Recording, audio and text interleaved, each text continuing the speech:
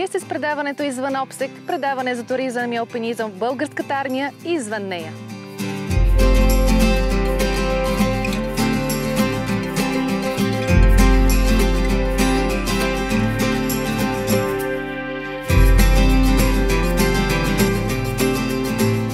Днес сме в Родопа планина, част от Рило-Родопският масив. Тук на това място ще ви срещна с една от най-елитните части в българската армия – 101-ви алпийски полк. Ако сте посещавали Смолян, няма как да не сте забелязали огромната червена скала, която като страж се извисява над града. Намира се на изхода в посока Пампорово. Тя носи поетичното име невястата, познато още като Турлука. Така я наричат бойците от 101-ви алпийски полк. Лично на мен ми харесва първото наименование, затова ще я наричам с него невястата. До панорамната площадка има добре обособена пътека, лесно достъпна и за деца. Поставени са информационни табели за растения и животни, характерни за района. Заедно с военнослужещите от 101-ви алпийски полк ще проследим тяхното учение в този район. Ще ви запознаем с алпийският тролей, който се използва за спасителни акции, както и за придвижване и учение на бойни единици от точка до точка през пропаст. Съоръжението е изградено и се поддържа от българските военнослужещи, но може да се използва и от цивилни граждани, решили да посетят екопътека Невястата. Мястото, което се намираме, е скалната местност Турлука. Модула, който днес се провежда, е специализирана алпийска подготовка, техники, преминаване през Вие Ферата, преминаване през парапет, рапел, спасителни техники на тролей и преминаване на военнослужещите през тролей, както и запознаване с материалната част, която ние разполагаме. Запознаваме военнослужещите, които не са от нашата армия. В случая днес работиме с втора алпийска рота и военнослужещи от Чехия. Занятието е разпределено последния начин. На първо учебно място Вие Ферат преминават през желязна стълба с осигуровка. Първо минават без оръжие, после минават с оръжие. Ние изпълняваме задачи, които са поставени от нашите ръководители, от нашите началници в преодоляване на планински масиви, скални, каквито да е било. И това нещо да не наспре, да може да се появиме от там, където никой не очаква. В момента ние работиме с едно от най-качествените оборудвания. Като цяло техническите показатели са най-високите. Защото при нас, за разлика от цивилния алпинизъм, натоварванията на въжетата, на самия инвентар е по-голяма. Динамиката е по-голяма, качват се товари, изпълняват се различни техники, които има доста голямо натоварване и няма как ние трябва да работим с най-доброто. Значи на Вие Ферата всички преминаха с оръжие. На второто учебно място, което в момента е пред нас, се изпълнява преминаване през парапет, рапел и катерене с горна установка. Военнослужащите както от България, така и от Чехия се справят доста добре. Естествено, нашите военнослужащи от полка вече са преминали такава подготовка. От това, което разбрахме от военнослужащите на Чехия, това е едно ново формирование, което се занимава с такива техники. И по оборудването следим, че оборудването е още много, така че те първа навлизат в алпийските военни техники. Прави впечатление, че така работят с доста голям ентусиазъм, слушат, изпълняват задачите много правилно, спазват се мерките за безопасност, което е на първо място. При една подготовка не може да се допусне, не трябва да допускаме инциденти. Ако в една реална задача поставена, там се бърза, действа се, вече натрупания опит е от много голямо значение, но в подготовката, която в момента изпълняваме, идеята е да може съвместно да работиме. Като цяло дейността на учебния център целогодишно е свързана с специализирана алпийска подготовка, специализирана ски подготовка. Провеждаме също и курсове търсене и спасяване в планина, провеждаме лавинни курсове, като по този начин военнослужащите трупат опит и при възникване на спонтанни такива ситуации, евакуационни и така нататък, да могат да действат разумно и точно. В момента това, което правиме като спасителни курсове, се доближават много до цивилните, но все пак всичко е свързано и с определени изисквания, които трябва да отговарят на армейските. Ние мисля, че вече имаме готовност да участваме в една такава операция по-голяма, по-мащабна. Имаме подготвени хора, хората са запознати каква е цялата организация и дейност при спасяване в планина. Прокарвате ли в терени, които са без пътеки, трасета? Идеята е ние да прокарваме трасета, да се движиме в такива терени.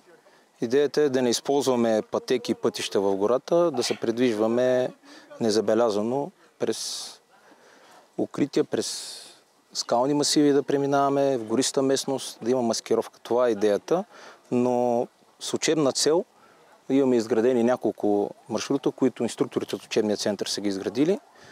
Ползваме ги естествено, скални маршрути говоря, фиксиращи точки. Работиме и в тази насока, защото подготовката трябва да бъде много добра, за да може в една реална обстановка, в една реална задача да може да бъдем точни, да се представим както трябва. Да бъде накрая, както се казва, да има хепи енд, края да бъде добър. Вас лично какво ви мотивира да станете военен и част от българската армия? За мотивацията да стана военен не мога точно да определям. Беше едно спонтанно решение 2002 година да постъпя да кандидатствам в военното училище НВУ, Национален военен университет Васил Левски. След това бях разпределен в Банско и с течение на обстоятелството се пребрах в родния ми край. Аз съм си от град Смолян. Като преди това се бях занимавал с алпийска подготовка в Велико Търново, бях ходил няколко пъти в местния клуб да катеря, но вече тук, откакто дойдах, тук така в моята школовка получих в полка, за да стигна до началник на учебния център. Благодарение на това, че моите началници са ме подкрепили и ми гласуват доверие, екипа, който в момента сме изградили, е доста добър. Да не кажа, това е най-сериозното нещо, което съм правил през цялата ми служба.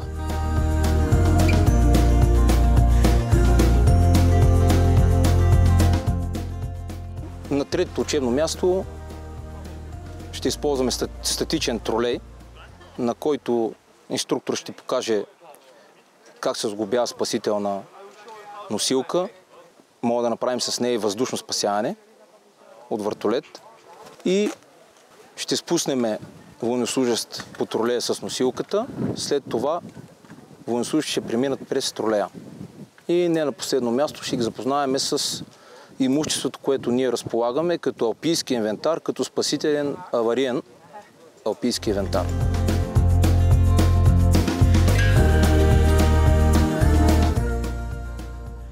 Като цяло работата ни е да се занимаваме с алпийската подготовка.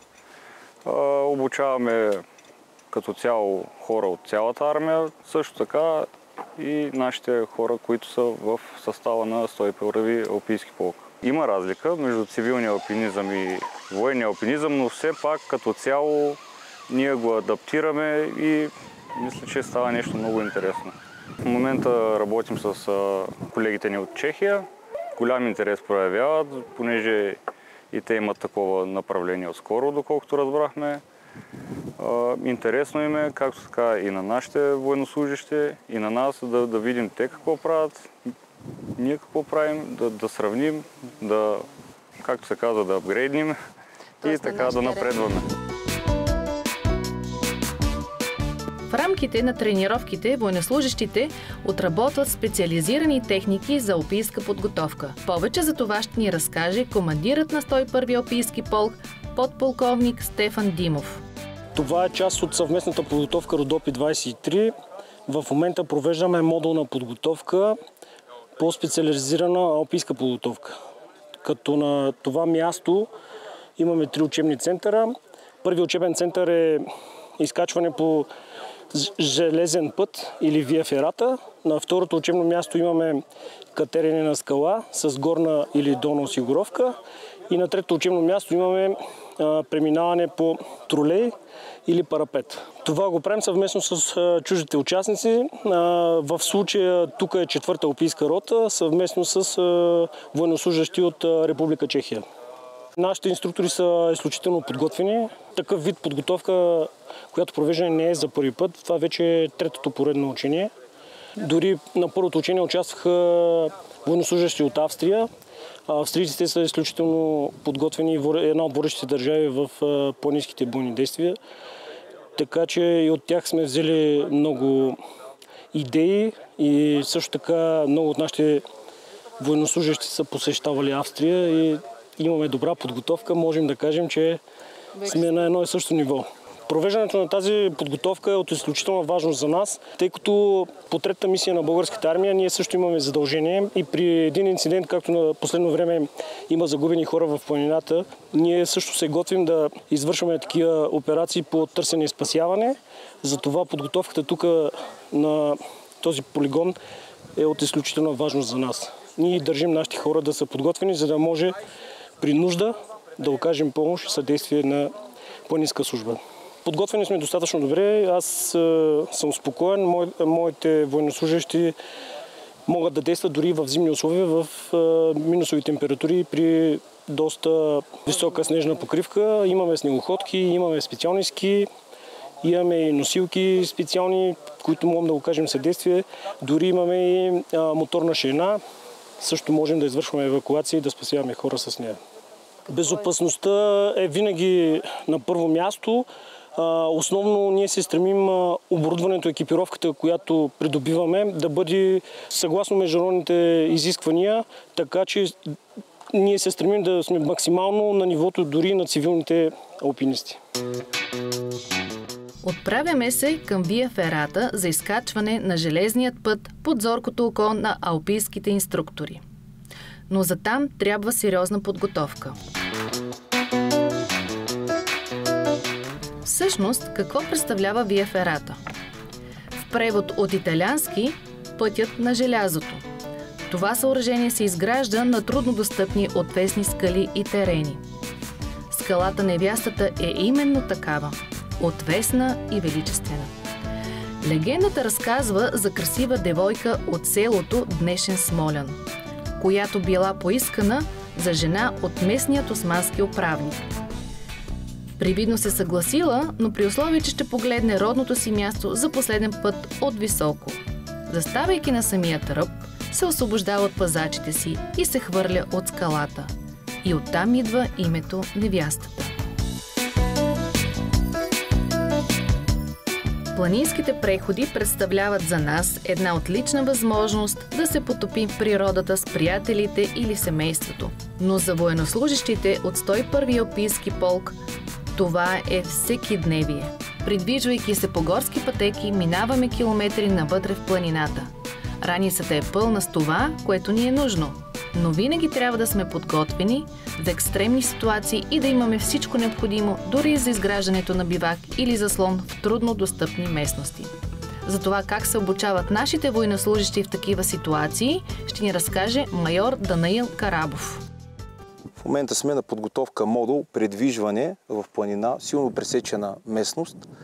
Тръгнали сме от надморска височина около 950 метра. С директна денивелация на пътя днес ще бъде около 1050 метра, като целият маршрут е около 17 км. Това е изключително тежко, имайки предвид, че военнослужащите се предвижват с пълно бойно снаряжение и допълнително средства за оцеляване. В момента се намираме на контролна точка 4. Остават ни още около 3 км до завършване на този етап.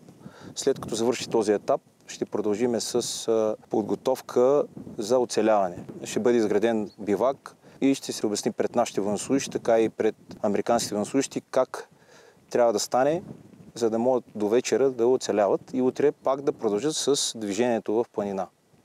Предвидено е тази вечер да спят навънка, без да се използват палатки.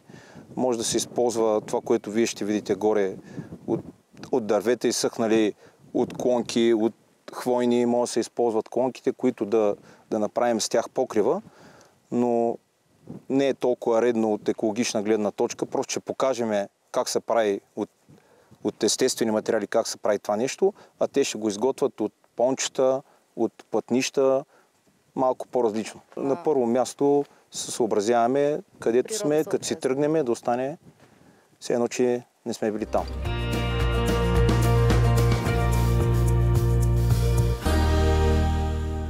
След като изпълнихме първата задача, която е придвижване, придвижихме се до височините Комините, Като задачата в момента е ротата да изготви съоръжение за бивакуване. Ние сме показали примерни такива съоръжения, които се правят единствено само от това, което намериме в местността. Няма значение какво е. Може да стане и с трева, може да стане с хвойна, с склони. Този бивак, който в момента сме започнали да го правим за покъса, е за повече от един ден. Тук военнослужащите могат да останат за повече от един ден. Това ще рече до една седмица, до един месец с конструкция, както трябва да бъде. А ако е за един ден, просто се правят с заслони от пончета по най-бързия начин, за да може групата да запази силите за следващия ден да може да работят. Въпросът е такъв, че при нас задачите не спират. Всеки ден има различни задачи и хората трябва да са подготвени. Идеята на нашия показ е да им покажем, че това е най-трудното, което в момента сме изградили. Изисква повече време, около час и половина, докато по-бързия метод е с пончо, с плътнище, за около 10 на минути, просто да се направи един навес, спалните чували отдолу и по този начин вечерта да изкарат. Температурите, които ще достигнат тази вечер, най-ниски температури ще бъдат около 2-3 градуса на място, където се намираме. За сезон това е нещо нормално, даже доста добре. Следващите, които ще направим това движение, предполагам, че ще бъде по-зле, защото ще вали. Днеска времето е приятно, може да се работи нормално и да се показват нещата. Много хубав ден за подготовка, за тренировка, така да се каже. Когато изграждаме бивак, най-важното нещо е избора. Тук е разликата между това, ако сме цивилни и военни. Точно. Значи цивилните сами си определят къде е мястото за бивак, като избора е много лесен. Трябва да се съобразява с няколко неща. Да бъде близо до път, да има вода, в същото време да бъде безопасно от наводнение. Животни има навсякъде. Да. Мечки има ли тук? Разбира се, точно място, където се намираме, мечки вълци, но до сега сме нямали проблеми. И на място се избира най-удобното за пренощуване място, където може да се направят биваци. В случая на нас ни е заповядано да бъдем в на тази височина и около нея на комините. Това е най-удобното място за изграждане на такъв бивак. Естествено, когато има изграждане на бивак, когато оставяме в него, си има охрана и така нататък, всичко, което е по стандартни оперативни процедури. Този бивак пред нас е от тип П-образна форма, като сме използвали сухи дървета, които сме намерили в близост. Както виждате, поставили сме ги тук на кръст, за да може да сложим основната града, която е отгоре. А основната града тук се връзват с връвки, а основната града сме закрепили за дърво. След това се слагат малко по-дебели клони, които да служат за основа, за да може след това, което сме подготвили и ще довършим бивака с вас, да сложиме малките клони. Има си начин и подход за тази работа.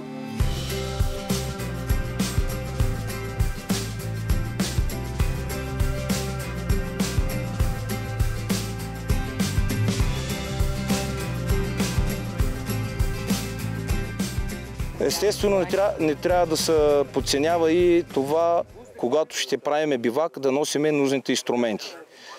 Затова тук пред вас съм подготвил някои неща. Значи, трионче, значение, нали, може да помогне доста. Брадвичка, ножче, котлончета с канче, да си направим чай, да си топлиме супа и така нататък. В общи линии това е разликата между биваците, които изграждат цивилните и нашите, че избора при нас е много малък. При нас е заповядано местото.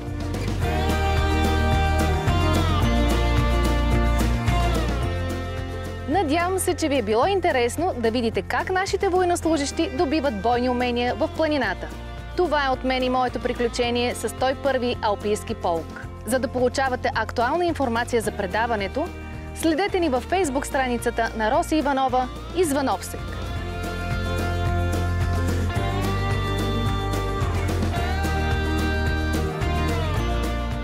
Животът започва там, където свършва зоната ви на комфорт.